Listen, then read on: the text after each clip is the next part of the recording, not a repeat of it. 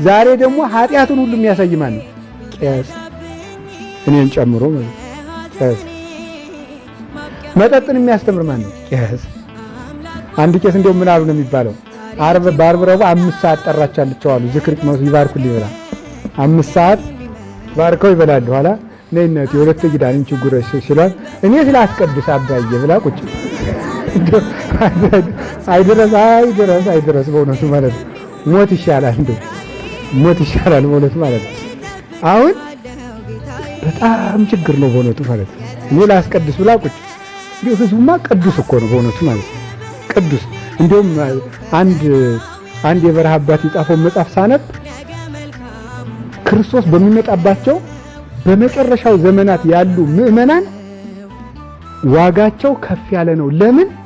በመጨረሻው ዘመን ያሉ ካህናት አርአያ የማይሆኑ ናቸውና ይላል። ስለዚህ አርአያ የሚሆናቸው ስለሚጠፋ በመጨረሻው ዘመን ጥሩ ምእመን የሚሆኑ ክርስቲያኖች ጥሩ መሆንም ከባድ ነው፣ ሆነው የተገኙም ብፁዓን ናቸው ነው።